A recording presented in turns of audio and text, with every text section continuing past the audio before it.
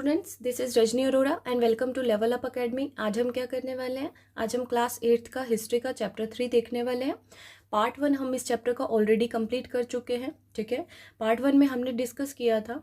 ठीक है, टाइटल देख लीजिए पहले, ruling the country side. Part 1 के अंदर हमने डिस्कस किया था इस इमेज के बारे में, क्या इमेज है ये, किस बारे में है। फिर हमने डिस्कस किया किस तरह से कंपनी को दीवानी राइट्स मिल जाते हैं बंगाल, बिहार और उड़ीसा के।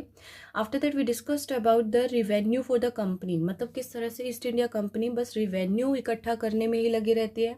और हमने इसमें यह भी देखा था कि किस तरह से जो ब्रिटिशर्स हैं वो पीजेंट्स के ऊपर इतने हैवी टैक्सेस जो है वो लगा देते हैं, जो रिवेन्यू उनको पे करने पड़ते हैं, और पीजेंट्स इतने कैपेबल भी नहीं होते कि वो इतने रिवेन्यू पे कर सकें। तो उनकी जो हालत है वो बिल्कुल डिक्लाइन हो जाती है, मतलब एग्रीकल्चर जो है, कल्टीवेशन उस टाइम पे कोलैप्स हो जाता है। और काफ़ी सारे लोग, मतलब कि 10 मिलियंस पीपल जो है वो बंगाल में मर जाते, किसके कारण? फेमाइन, मतलब भूखमरी के कारण। ठीक है, तो इसके बाद जब हमने देखा था कि एग्रीकल्चर की हालत इतनी ज़्यादा बिगड़ जाती है, तो ब्रिटिशर्स को लगता है कि भाई अब तो एग्रीकल्चर को इम्प्रूव करने की ज़रूरत है। ठीक है, और ये कौन है जो कि एक सेटलमेंट सेटअप करते हैं? मतलब क्या है, ब्रिटिशर्स जो हैं वो एक परमानेंट सेटलमेंट जो है वो सेट करते हैं 1793 के अंदर, कि जिसमें ये दिखाया जाता है कि हम एग्रीकल्चर को इम्प्रूव करने की कोशिश कर रहे हैं। और कौन करता है ये? चार्ल्स कॉर्नवालिस के टाइम पर ये चीज़ की जाती है। ठीक है, फिर जो सेटलमेंट की इन्होंने उसमें भी प्रॉब्लम्स थी, वो प्रॉब्लम डिस्कस की हमने। ठीक है, आज हम जो स्टार्ट करने वाले हैं वो है न्यू सिस्टम इज डिवाइस। देखो, अभी अभी मैंने बताया आपको कि उन्होंने परमानेंट सेटलमेंट जो है वो स्टैब्लिश की थी, सेटल्ड की थी। ठीक है, जो सिस्टम बिल्कुल ही फेलियर हो गया था। ठीक है, क्योंकि उसमें कोई भी फायदा नहीं था और काफ़ी सारी प्रॉब्लम्स नज़र आ रही थी। ठीक है, तो फिर उनको लगा कि अब तो भाई एक नया सिस्टम जो है डिवाइस करना ही पड़ेगा। तो चलिए स्टार्ट करते हैं, कौन सा नया सिस्टम इन्होंने डिवाइस किया। By the early 19th century तक काफ़ी सारी कंपनी के जो ऑफिशियल्स थे उनको ये लगने लगा था कि जो सिस्टम ऑफ रिवेन्यू है उसको चेंज किया जाना चाहिए। हाउ कुड रिवेन्यू भी फिक्स परमानेंटली? अब उनको ये लग रहा था कि भाई हमने परमानेंट सेटलमेंट के अंदर ना अपने रिवेन्यू को फिक्स कर दिया था। मतलब क्या था कि जमींदार को ये बोल दिया था कि हमें इतना फिक्स्ड अमाउंट चाहिए, आप पीजेंट से रिवेन्यू कलेक्ट कीजिए और हमें इतना फिक्स्ड अमाउंट चाहिए। तो ब्रिटिशर्स को प्रॉब्लम ये आ रही थी कि अगर हम इनसे फिक्स्ड अमाउंट ले रहे हैं और जो पीजेंट्स हैं अगर उनकी कंडीशन काफ़ी अच्छी है, वो ज़्यादा पैसा कमा रहे हैं, तो हमने तो एक फिक्स्ड अमाउंट ही मांगा, तो हम उनसे तब ज़्यादा भी ले सकते हैं जब उनके पास ज़्यादा है। तो इसलिए उनको लगा कि भाई हमने फिक्स्ड अमाउंट जो है वो करके एक मतलब हमारी जो है वो गलती रही है। ठीक है, तो इसलिए वो कहते हैं कि भाई अब हमें कोई भी परमानेंट फिक्स नहीं करेंगे किसी भी रिवेन्यू को। ठीक है, when the company needed more money to meet expenses, और उनको ये लग रहा था कि जब कंपनी को अपने एक्सपेंसेस, अपने खर्चे करने के लिए, एडमिनिस्ट्रेटिव खर्चे करने के लिए, व्यापार करने के लिए ज़्यादा पैसों की ज़रूरत होगी, तो ये पीजेंट से ज़्यादा पैसे लेंगे। ठीक है, तो मतलब इनको सबसे बड़ी गलती यही लग रही थी कि हमने अमाउंट जो है परमानेंट सेटलमेंट के अंदर फिक्स कर दिया था, जो नहीं करना चाहिए था। चलिए अब आगे देखिए। In the northwest province of Bengal Presidency, most of the area now in Uttar Pradesh, an Englishman called Holt Mackenzie devised the new system which come into effect in 1822. जो नॉर्थ वेस्टर्न प्रोविंस था बंगाल का, ठीक है, province presidency, Bengal presidency, जो आज काफ़ी area जो है उत्तर प्रदेश के अंदर है, वहाँ पर एक इंग्लिश मैन ने, होल्ट मैकेंजी, इन्होंने एक नया सिस्टम डिवाइस किया था 1822 के अंदर। उन्होंने फील किया कि विलेज जो है वो बहुत इंपॉर्टेंट सोशल इंस्टीट्यूशन है नॉर्थ इंडियन सोसाइटी के लिए, तो इसे प्रिजर्व किया जाना चाहिए। तो उन्हीं के डायरेक्शन के अकॉर्डिंग एक कलेक्टर अपॉइंट किया गया। कलेक्टर का काम क्या होता था? कलेक्टर का काम होता था विलेज टू विलेज जाना, लैंड इंस्पेक्ट करना, कितनी लैंड है, कितने फील्ड हैं, मेज़र करना, सारे कस्टम्स राइट्स की रिकॉर्ड करना, मतलब सारी इंफॉर्मेशन लेना एक विलेज की। ठीक है, विलेज टू विलेज जाते थे कलेक्टर्स, तो इस तरह की सारी इंफॉर्मेशन कलेक्ट करते थे। The estimated revenue of each plot within a village was added up to calculate the revenue that each village mahal had to pay. अब क्या होता था देखो अब क्या है, कलेक्टर सारी इंफॉर्मेशन कलेक्ट कर रहा है, ठीक है। कलेक्ट करने के बाद विलेज के ऊपर टैक्स लगाया जाता था, ना कि एक पीजेंट के ऊपर। मतलब पहले क्या था, एक एक पीजेंट के ऊपर टैक्स पे करना पड़ता था, रिवेन्यू पे करना पड़ता था। लेकिन अब क्या है, पूरे कंप्लीट एक विलेज के ऊपर ही रिवेन्यू लगा दिया जाता था कि पूरे विलेज को मिलकर इतना पैसा जो है वो हमें देना है, मतलब ईस्ट इंडिया कंपनी को पे करना है। विलेज को उस टाइम पर क्या बोला जाता था, महल बोला जाता था, ठीक है। तो अब यहाँ पर देखो, जो ये सिस्टम था इसमें थोड़ा सा चेंजेस आए। पहले क्या था, पहले फिक्स रेवेन्यू था जो एक पर्सन को, एक पीजेंट को, जमींदार को देना होता था। अब यहाँ पर क्या है, कलेक्टर अपॉइंट हुआ, कलेक्टर ने सारे विलेज का इंफॉर्मेशन कलेक्ट किया। इंफॉर्मेशन कलेक्ट करने के बाद उस विलेज के ऊपर रिवेन्यू लगाया जाता था, टैक्स लगाया जाता था, फिर उनको वही टैक्स पूरे विलेज को मिलकर ईस्ट इंडिया कंपनी को देना होता था। The demand was to be revise periodically. इसका मतलब ये था कि हम कोई भी अमाउंट फिक्स नहीं कर रहे हैं, कोई रिवेन्यू फिक्स नहीं कर रहे हैं। अगर कल को तुम्हारी मतलब कि कोई प्रोडक्शन अच्छा होता है, क्रॉप्स अच्छे दामों पर बिकती हैं, तो हम जो है ये अमाउंट को फिक्स नहीं कर रहे हैं, हम उसको वेरी भी कर सकते हैं। कैसे कि मान लीजिए अभी उनको मिलकर 10,000 रुपये देने हैं, ठीक है, लेकिन वो आगे जो है इनका प्रोडक्शन अच्छा होने के कारण ये खुद बहुत अच्छा अर्न कर रहे हैं, तो हम इसको 20,000 भी कर सकते हैं, हम इसको 30,000 भी कर सकते हैं। तो आपको जो है, हम कोई भी फिक्स्ड अमाउंट नहीं रहेगा परमानेंट के लिए, ठीक है, परमानेंट नहीं रहेगा। मतलब the charge of collecting the revenue and paying it to company was given to the village headman. और किसको दिया जाएगा ये चार्ज, ये विलेज के हेडमैन को दिया जाएगा जो ये टैक्सेस जो है कलेक्ट करेगा, रादर देन जमींदार। अब जमींदार का कोई भी रोल इसमें नहीं था। इस सिस्टम को महलवारी सेटलमेंट भी कहा गया। क्यों, क्योंकि विलेज को पहले क्या बोला जाता था, आई टोल्ड यू, इनको बोला जाता था महल, तो महल से महलवारी सिस्टम, ठीक है। तो ये नया सिस्टम था जो इन्होंने यहाँ पर सेटअप किया था। फिर उसके बाद एक और सिस्टम आया, वो क्या था, मुनरो सिस्टम। देखिए, मुनरो सिस्टम के अंदर क्या है, in the British territories in the south, south के अंदर जो ब्रिटिश टेरिटरीज थी वहाँ पर भी ये फील किया गया, ब्रिटिश टेरिटरीज ने ये फील किया कि भाई साउथ के अंदर भी परमानेंट सेटलमेंट से कोई भी ज़्यादा अच्छा रिजल्ट नहीं आया है, तो नया सिस्टम यहाँ पर भी हमें रिवाइज करने की ज़रूरत है। तो एक नया सिस्टम डिवाइज किया गया जिसे कि रायोतवार या फिर रायोतवारी सिस्टम बोला गया, ठीक है। This was tried to on small scale by Captain Alexander Read in some of the area that were taken over by the company after the wars with Tipu Sultan. अब टीपू सुल्तान के साथ जो वार हुआ था उस टाइम पर जो एरिया कैप्चर कर लिया था, उस एरिया के अंदर जो कैप्टन अलेक्जेंडर रीड थे उन्होंने इस सिस्टम को एस्टैब्लिश किया। Subsequently, development of Thomas Munro, this system was gradually extended all over South India. धीरे धीरे जो थॉमस मुनरो के टाइम पर ये सिस्टम धीरे धीरे पूरे साउथ इंडिया के अंदर एक्सटेंड हो गया था, ठीक है। अब रीड और मुनरो ने ये फील किया कि साउथ के अंदर कोई भी ट्रेडिशनल जमींदार नहीं है, तो ये the settlement they argued had to be made directly with the cultivators. मतलब इन्होंने कहा कि अब जो सेटलमेंट होगी ना वो डायरेक्टली कल्टीवेटर्स के साथ करेंगे हम, और कल्टीवेटर्स को, पीजेंट्स को उस टाइम पर रायोत कहा जाता था, इसीलिए इसी सिस्टम का नाम रायोतवारी सिस्टम बोला गया, ठीक है। अब देखो ज़रा, इन्होंने कहा कि भाई जमींदार तो है नहीं, जमींदार नहीं है तो हम कल्टीवेटर्स के साथ डायरेक्टली जो है वो सेट करेंगे, ठीक है, conditions. Their field had to be carefully and separately surveyed before the revenue assessment was made. इसका मतलब ये है कि हम उनके फील्ड्स को पहले अच्छे से सर्वे करेंगे कि उनके पास कितने फील्ड्स हैं, कितने लैंड पर वो एग्रीकल्चर कर रहे हैं, उसके बाद उनके लैंड्स को देखकर ही उनके ऊपर असेसमेंट, रिवेन्यू असेस किया जाएगा कि तुम्हें इतना रिवेन्यू पे करना है, ठीक है।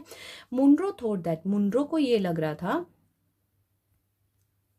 देखिए, Munro thought that we should act as paternal father figure protecting the ryots under their charges. इसका मतलब ये है कि उनको ऐसा लग रहा था कि हम ऐसा सिस्टम सेटअप करके जो पीजेंट्स हैं उनके लिए पैटर्नल फादर का काम कर रहे हैं। मतलब ये इनकी सोच ये थी कि भाई पीजेंट्स को बोला तुम लोग हमें सिर्फ रिवेन्यू दो, हम तुम्हें प्रोटेक्ट करेंगे, हम तुम्हारी लैंड को प्रोटेक्ट करेंगे, ठीक है। तो अब आपको ये पता चल गया कि इसका नाम मुनरो सिस्टम और रायोतवारी सिस्टम क्यों बोला। रायोत जो है वो वहाँ वहाँ के पीजेंट्स को, कल्टिवेटर्स को बोला जाता था, इसलिए रायोट वाली सिस्टम। थॉमस मुनरो ने ये सिस्टम सेटअप किया था, इसलिए मुनरो सिस्टम बोला जाता था। ठीक है, तो इसके अंदर क्या कहा, इसके अंदर सिर्फ इतना कहा कि भाई हम जमींदार को बीच में से हम निकाल देते हैं और हम डायरेक्टली जो है, क्योंकि यहाँ पर कोई ट्रेडिशनल जमींदार नहीं था, हम डायरेक्टली जो है वो पीजेंट्स की लैंड को मेजर करेंगे और फिर उसके बाद उनके ऊपर रिवेन्यू चार्ज करेंगे कि तुम्हें इतना रिवेन्यू पे करना है। ऑल वॉज नॉट वेल, लेकिन सब चीज़ें सही नहीं चल रही थी। With in a few year, कुछ सालों के बाद ही, कुछ सालों के बीच में ही, after the new system was impose, जब ये नया सिस्टम इम्पोज कर दिया गया था, ये क्लियर था कि कुछ जो चीज़ें हैं वो बिल्कुल भी सही नहीं चल रही है। क्योंकि जो ईस्ट इंडिया कंपनी थी, उनकी डिज़ायर सिर्फ इतनी थी कि हमारी इनकम इंक्रीज़ हो जाए, हमारे रिवेन्यू ऑफिशियल जो हैं वो इंक्रीज़ होने चाहिए, हमारा रिवेन्यू, हमारे पास पैसा ज़्यादा आना चाहिए। ठीक है, तो इसी के कारण उन्होंने पीजेंट्स के ऊपर इतने हाई टैक्सेस लगाने शुरू कर दिए, इतने हाई रिवेन्यूज़ लगाने शुरू कर दिए जो कि वो पे नहीं कर पाते थे। ठीक है, तो रायोट से जो पीजेंट्स थे वो कंट्री साइड, मतलब वहाँ से जो विलेज थे वो छोड़कर जाने लगे, विलेज के विलेज जो हैं वो खाली होने लगे। जो ऑप्टिमिस्ट ऑफिशियल थे, जो उन्होंने ऐसा सोचा था कि भाई हम नया सिस्टम इम्पोज करेंगे ना, तो जो पीजेंट्स हैं वो उनकी कंडीशन बहुत अच्छी हो जाएगी और जो वो क्या बन जाएंगे, रिच फार्मर्स बन जाएंगे। लेकिन ऐसा कुछ भी नहीं हुआ। ठीक है, अभी तक हम एक पार्ट पूरा कंप्लीट कर चुके हैं अपने चैप्टर का, आज हम करने वाले हैं, मतलब अब यहाँ से दूसरा पार्ट एक तरह से स्टार्ट होता है इस चैप्टर का। ठीक है, crops for Europe, crops for Europe. The British also realized that countryside could not only add revenue, it could also grow the crops that Europe required. मतलब ब्रिटिश ने ये रियलाइज़ किया भाई जो ये कंट्री साइड जो पीजेंट्स हैं, इनसे रिवेन्यू ही क्यों ले, सिर्फ हम इनसे क्रॉप्स भी तो ग्रो करवा सकते हैं जो हमें यूरोप के लिए रिक्वायर है। By the late 18th century the company was trying its best to expand, मतलब जो कंपनी है वो सिर्फ ये ट्राई कर रही थी किस तरह से हम अपनी कल्टिवेशन जो है इनसे, क्रॉप जो हमें रिक्वायर है वो इनसे जो है ग्रो करवा सके। और कौन सी कल्टिवेशन की ज़रूरत थी इनको, इन्होंने कौन कौन सी कल्टिवेशन कराई, ओपियम और इंडिगो। ओपियम जैसे कि नशीले पदार्थ होते हैं, इंडिगो मतलब नील की खेती। ठीक है, in the country in the century and a half of, मतलब एक सेंचुरी और दूसरी सेंचुरी का हाफ, तब तक द ब्रिटिश परस्यूट, ब्रिटिश ने इनको फोर्स करते रहे कल्टीवेटर्स को भी, और काफ़ी पार्ट्स के अंदर, इंडिया के काफ़ी पार्ट्स के अंदर हमें कल्टीवेटर्स को, हमारे पीजेंट्स को मजबूर किया कि तुम्हें यही क्रॉप ग्रो करनी पड़ेगी। जैसे ये इंपॉर्टेंट है, jute in Bengal, tea in Assam, sugar cane in United province now in Uttar Pradesh, wheat in Punjab, cotton in Maharashtra and Punjab, rice in Madras. तो ये कल्टीवेशन जो है वो फोर्सफुली इन्होंने हमसे करवाई। हाउ वॉज दिस डन, कैसे हुआ था, British used a variety of method, British ने बहुत सारे मेथड यूज़ किए अब इन कल्टीवेशंस को, इन क्रॉप्स को ग्रो करने के लिए जो उनको ज़रूरत थी, जो उनको रिक्वायर्ड थी। ठीक है, आगे देखो ज़रा, does colour have a history, क्या कलर्स की भी कोई हिस्ट्री है? बिल्कुल, फिगर 5 और फिगर 6 दिया हुआ है, 2 इमेजेस दी हुई हैं आपको कॉटन प्रिंट की। जो इमेज फिगर 5 है, जो लेफ्ट साइड में दी हुई है, वो है कालमकारी प्रिंट क्रिएटेड बाय, और किसने क्रिएट किया था ये, मतलब किनका बनाया हुआ है, इंडिया में आंध्र प्रदेश के वीवर्स ने क्रिएट किया था। और जो दूसरा है राइट साइड में फ्लोरल कॉटन, ये डिज़ाइन किया था विलियम मॉरिस ने, जो कि एक फेमस पोइट और आर्टिशियन थे 19th सेंचुरी के ब्रिटेन के। ठीक है, there was one thing common, अगर हम दोनों को देख रहे हैं ना तो हमें एक चीज़ कॉमन दिखाई दे रही है, वो क्या है, वो ये है कि इन दोनों के अंदर ब्लू कलर जो है वो रिच ब्लू कलर यूज़ किया गया है। ठीक है, जिसे हम क्या कहते हैं, इंडिगो कहते हैं। तो डू यू नो, क्या आप जानते हो कि ये कलर कैसे प्रोड्यूस हुआ? Blue that you see in this print produced from a plant called indigo, मतलब ये जो ब्लू कलर यूज हुआ है वो किससे यूज हुआ है, एक प्लांट है इंडिगो, उसके द्वारा प्रोड्यूस किया गया है। It is likely that blue die used in Morris prints in 19th century Britain was manufactured from indigo plant cultivated in India। मतलब जो सेकंड हमें इमेज दिखाई गई है मॉरिस प्रिंट की 19th सेंचुरी के अंदर जो ब्रिटेन में मैन्युफैक्चर हुआ था, उसके अंदर भी हमारा इंडिगो प्लांट का जो डाई है वो यूज़ हुआ है। फॉर इंडिया, इंडिया के लिए जो इंडिगो है वो इंडिया मतलब पूरे वर्ल्ड में इंडिगो का एक बहुत बड़ा सप्लायर बन चुका था। Why the demand for Indian Indigo, क्यों थी इंडियन इंडिगो की demand? The Indian Indigo Indigo plant grows primary in tropics. अब क्या है, जो इंडिगो प्लांट था वो सिर्फ ट्रॉपिक्स में ग्रो होता था, मतलब ट्रॉपिकल एरिया में ग्रो होता था। ट्रॉपिकल एरिया कौन सा, ट्रॉपिक ऑफ कैंसर और ट्रॉपिक ऑफ कैप्रिकॉर्न के बीच का एरिया जो होता है वो ट्रॉपिकल एरिया होता है, तो इसी में ही ग्रो हो सकता था। क्लाइमेटिक कंडीशन जो ऐसी थी। बाय द 13th century तक Indian Indigo was being use by clothes manufacture in Italy. और धीरे धीरे 13th century तक क्या हुआ, इंडियन इंडिगो जो है वो यूज़ किया जाने लगा था। इंडिगो कौन कौन यूज़ करने लगा था, इटली, फ्रांस, ब्रिटेन, इसमें यूज़ किया जाने लगा था इंडिगो को क्लॉथ्स को डाई करने के लिए। However, only small amount of Indian Indigo reach the Europe market. अब इतनी ज़्यादा डिमांड बढ़ गई थी कि जितना यूरोपियन मार्केट को ज़रूरत थी इंडिगो की, उतना नहीं पहुंच पाता था। और इंडिगो का प्राइस भी इंक्रीज़ हो गया था। क्यों, क्योंकि डिमांड बढ़ गई थी, डिमांड बढ़ेगी तो प्राइस तो बढ़ेगा ही।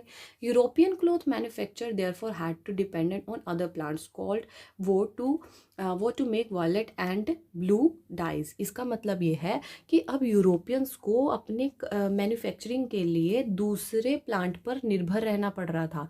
मतलब वो वहाँ पर क्या ग्रो करने लगे थे, वुड ग्रो करने लगे थे। ये भी एक ब्लू कलर का ही जो है ब्लू कलर की ही डाई देता था।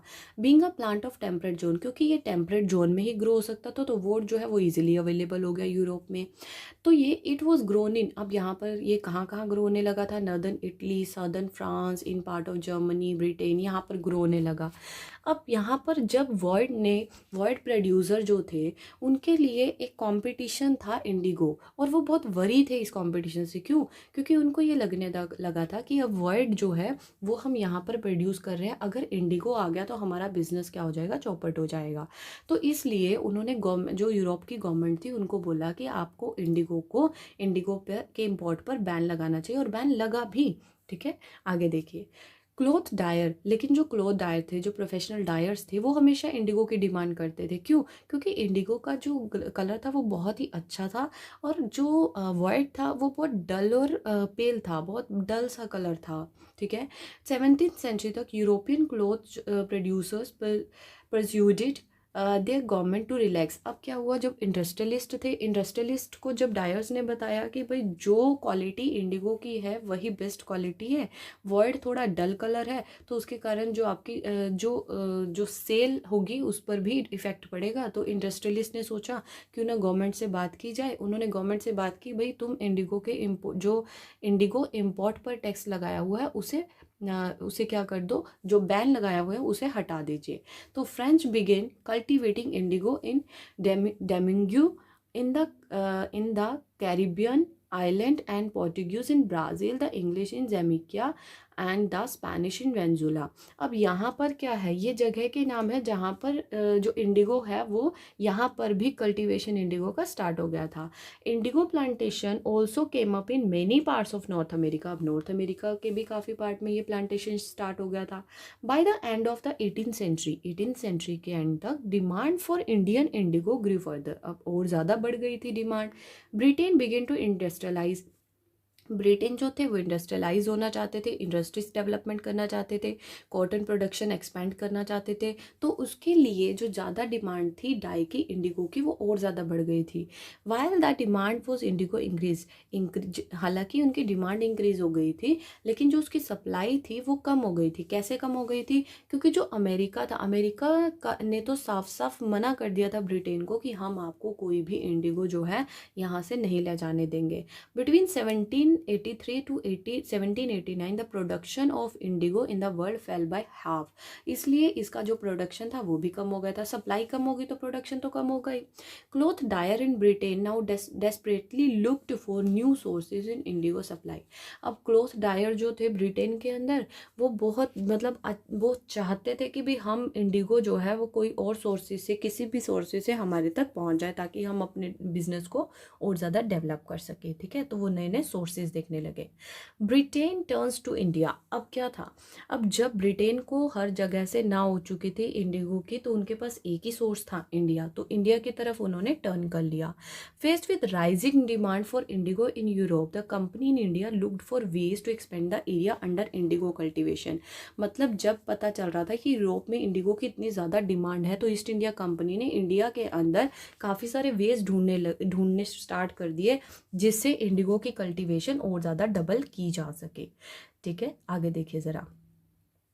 From the last decade of the 18th century, indigo cultivation, last decade 18th century तक जो इंडिगो कल्टीवेशन था वो पूरे बंगाल में बहुत जल्दी जल्दी एक्सपेंड होने लगा था। बंगाल इंडिगो का मतलब पूरे वर्ल्ड में डोमिनेट करने लगा था, ऐसी मार्केट बन गई थी। 1788, अगर हम थोड़ा डाटा देखें, 1788 में सिर्फ 30% इम्पोर्ट होता था इंडिगो ब्रिटेन के अंदर, लेकिन 1810 के अंदर ये 95% हमसे इंडिगो खरीदने लगे थे। एज द इंडिगो ट्रेड ग्रू, मतलब ये व्यापार जैसे जैसे बढ़ने लगा था, जो कमर्शियल एजेंट और ऑफिशियल्स थे वो भी इंडिगो के प्रोडक्शन में इन्वेस्ट करने लगे थे। कौन से? ब्रिटेन के। ठीक है, over the year many company official left, मतलब कि जैसे समय बीतता गया काफ़ी सारे कंपनी ऑफिशियल्स थे, उन्होंने अपनी जॉब वॉब छोड़ के इंडिगो का ही प्रोडक्शन देखना, बिजनेस देखना स्टार्ट कर दिया था। ठीक है, आगे देखिए ज़रा। हाँ, अट्रैक्टेड बाय, अब इसके हाई प्रॉफिट से अट्रैक्ट होकर काफ़ी सारे स्पोर्ट्समैन, इंग्लिशमैन ये इंडिया आए और प्लांटर बन गए। प्लांटर मतलब खुद खेती नहीं करते थे, लोगों से करवाते थे। ठीक है, those who have no money, जिनके पास पैसा नहीं था, वो कंपनी से या बैंक से लोन लेकर इस प्लांटेशन में अपना प्रॉफिट कमाना चाहते थे। ठीक है, आज के लिए इतना ही, कल आगे कंटिन्यू करेंगे। Thank you so much.